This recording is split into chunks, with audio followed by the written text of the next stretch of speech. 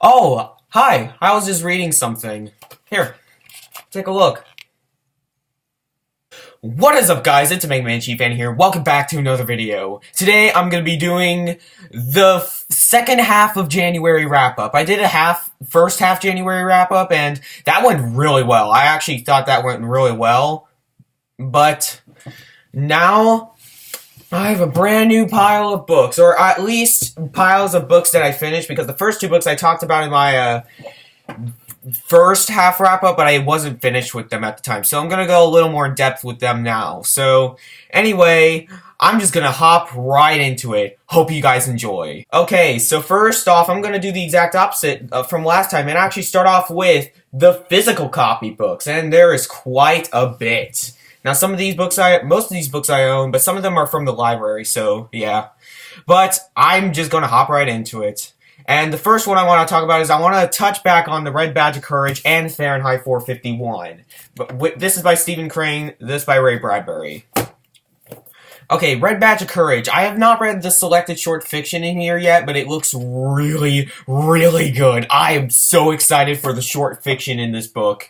But the Red Badge of Courage is phenomenal. It is easily one of the greatest war books I've ever read. Like, if you haven't read this, just read it. But if it wasn't for another book I'm about to talk about, it's easily one of the best books that I've read in a long while. It's easily one of the best in the month.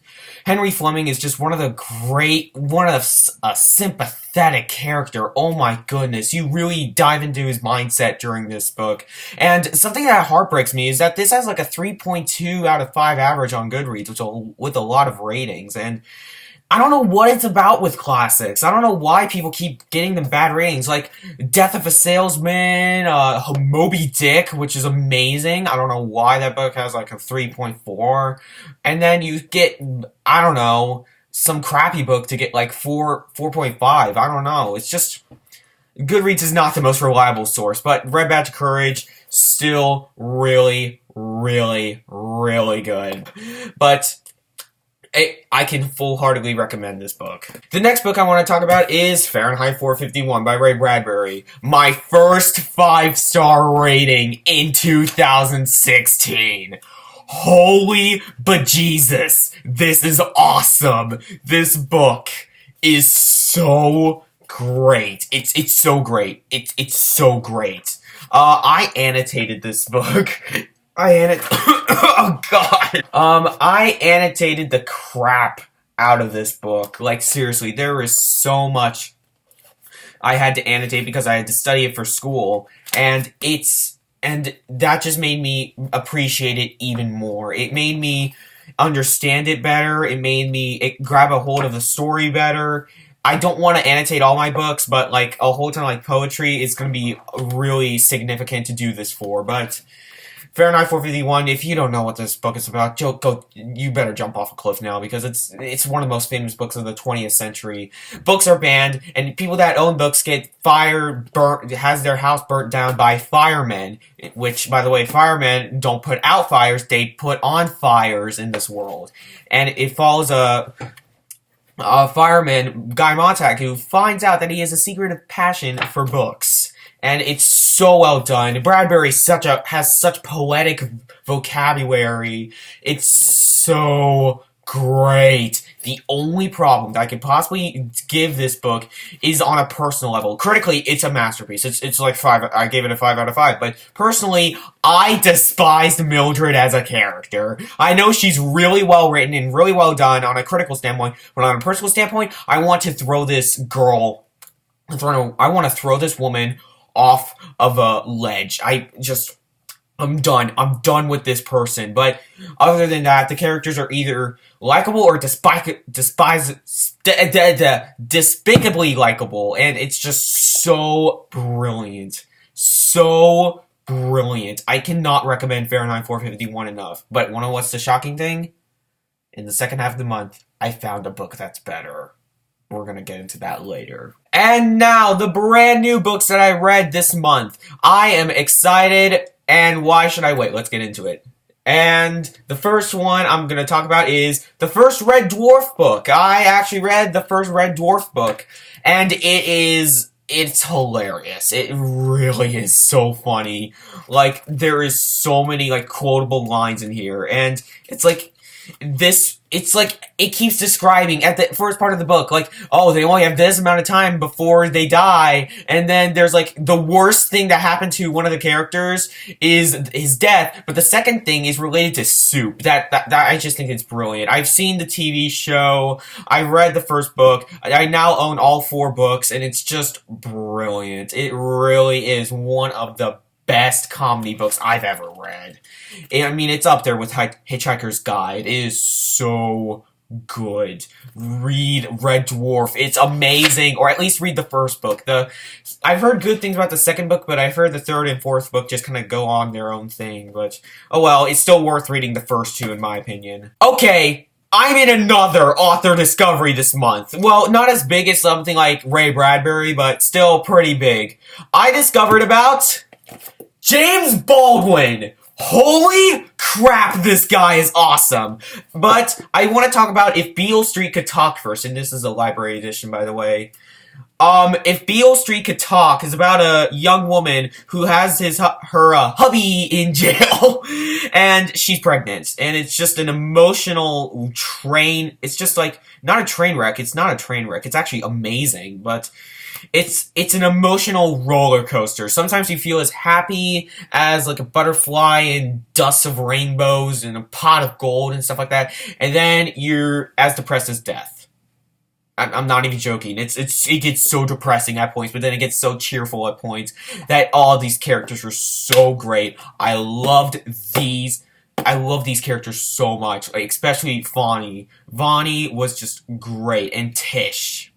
Tish is the girl we follow who's pregnant, and she is a great person to follow in a story. She's sympathetic, she has a conundrum that goes on, and it's just great. It's just great. If Beale Street Could Talk is just great. I personally loved it.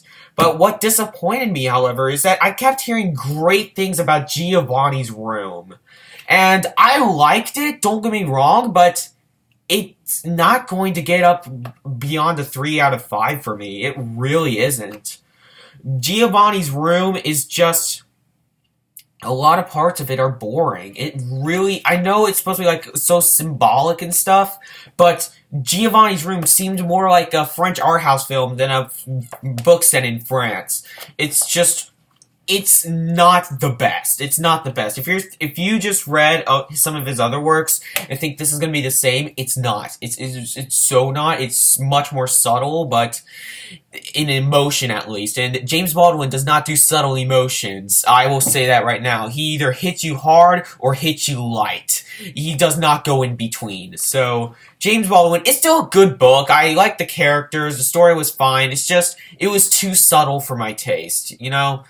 On an emotional standpoint. On a story standpoint, it was just great, but it could have been handled better. A lot better, actually. This next book, I was expecting to love this book, but I don't know. It's just, this author is just something else, and that is James Joyce's Dubliners. I'm about to read A Portrait of the Artist as a Young Man. I think I'm going to probably plan on reading it in March, so keep that up. But Dubliners, it was okay. It was just okay. The Dead was hands down the highlight of this book. And there was this one short story where this kid was reading Walter Scott and his parents were just like, oh, you can't read that crap. And he like goes off and tries to read them in private and hides those books from his parents. And it's a great short story. But the other stories are really generic and just bland in my opinion. They're just meh. They're meh. I don't like the feeling of meh. Don't give me meh. But, James Joyce. I want to love this guy. If I don't like A Portrait of the Artist as a Young Man, I'm gonna shoot an elephant. I want to love James Joyce so badly, because he just looks amazing. And one day in life, I'm about to read Ulysses. One day, I will read Ulysses. Don't worry. Someday. someday. This next book is another 5-star rating, but it's totally worth it because it's amazing. It's truly the best book from the 1970s. It's Watership Down by Richard Adams. It is brilliant. It truly is masterful.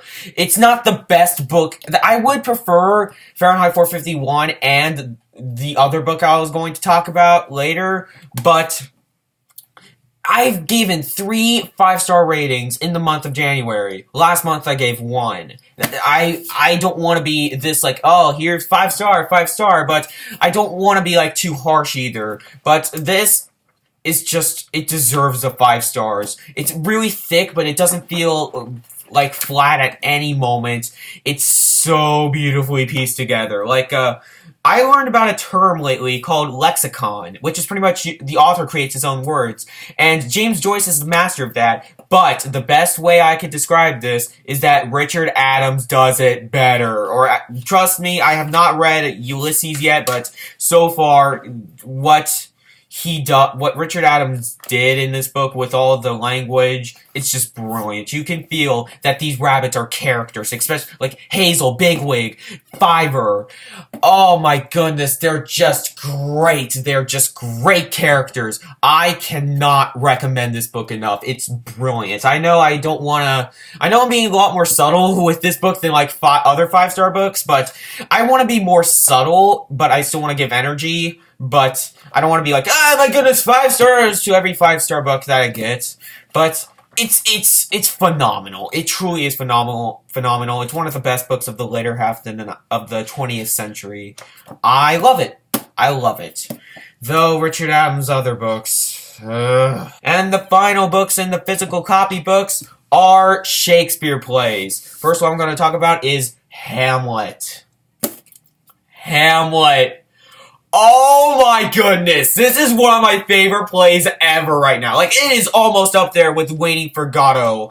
And it's going to be someday because Hamlet is just so amazing. And I watched the uncut Kenneth Branagh version, so I've read the entire play. Uncut. Kenneth Branagh. Kenneth Branagh.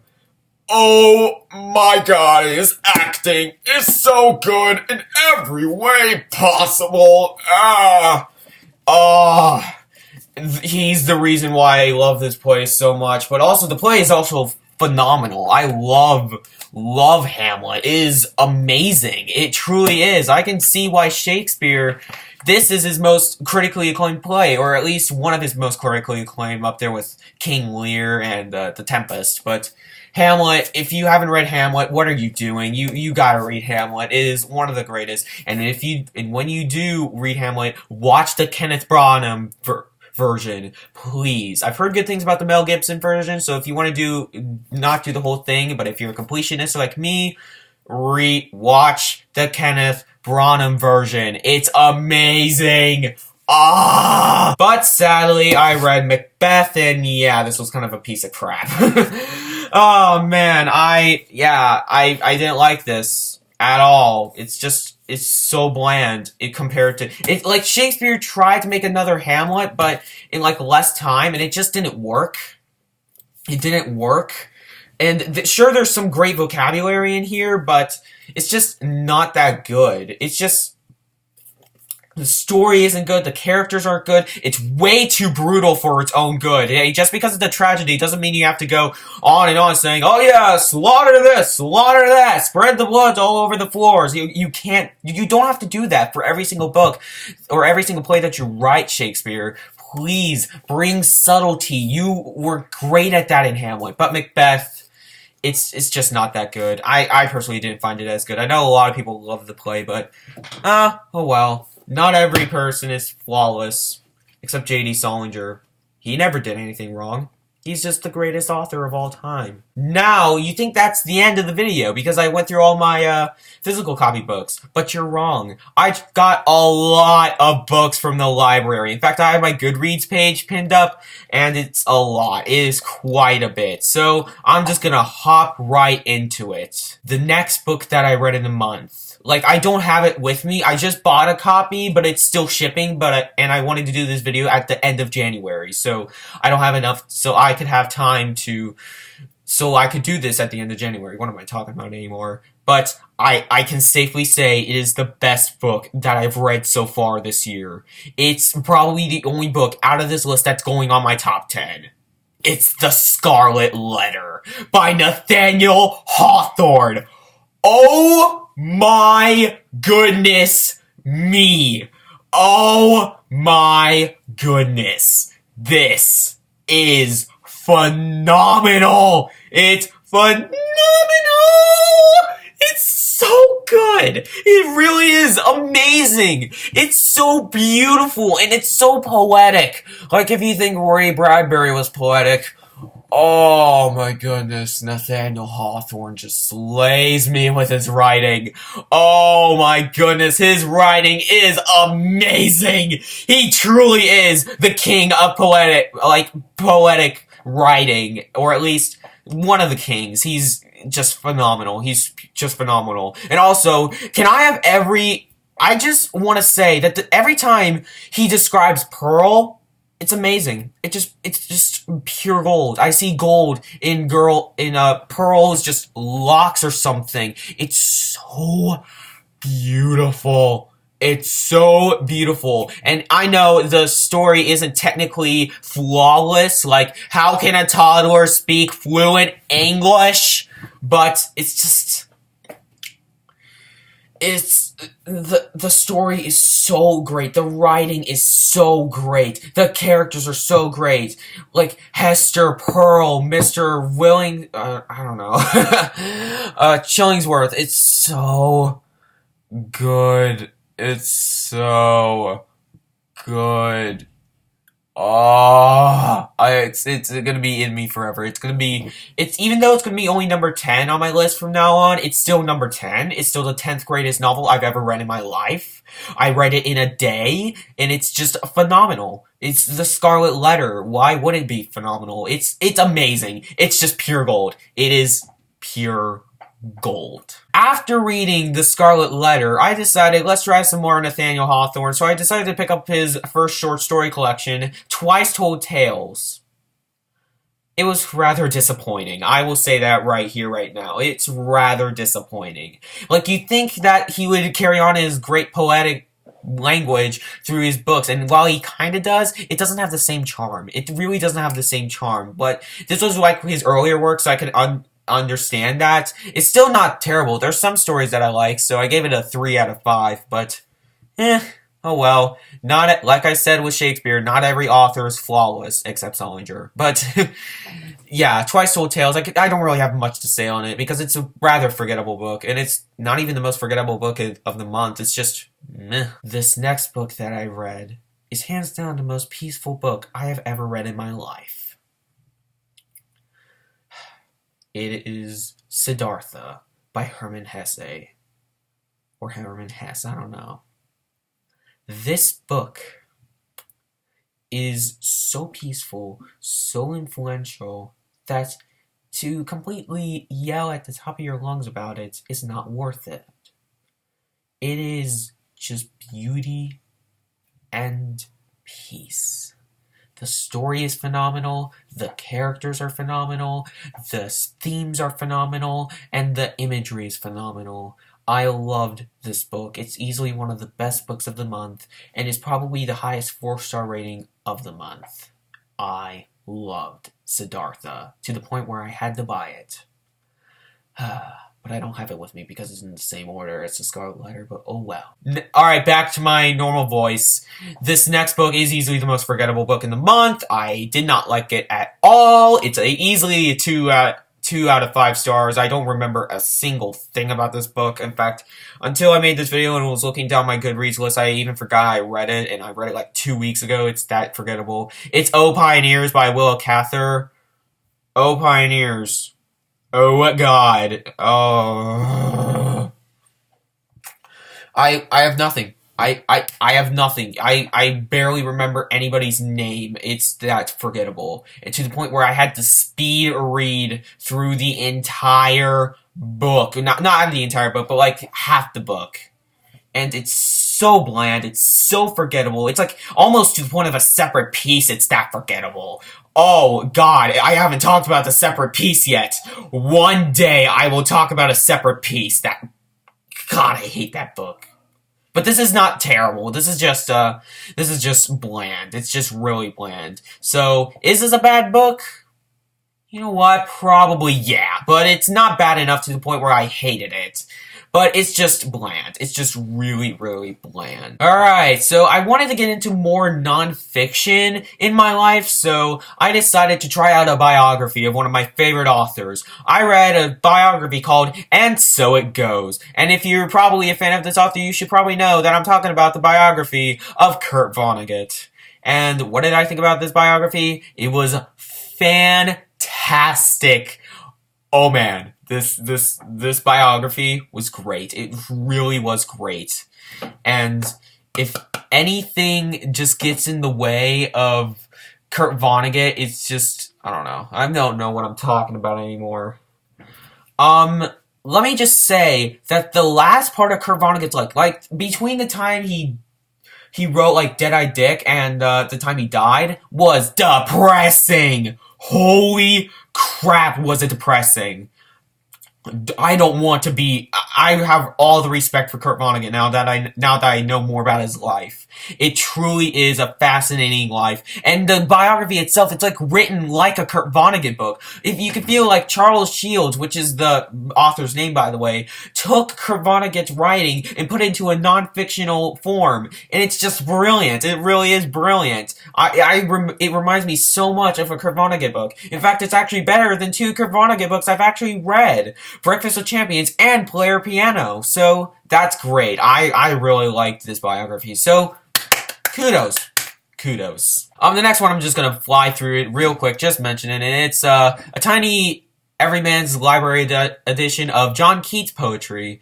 John Keats is easily becoming one of my favorite poets. It's just great. It's just great. Especially his lyrical poems. Like, if I could get a collection of his lyrical poems, I would. It is that good. I love his lyrical poetry. It's,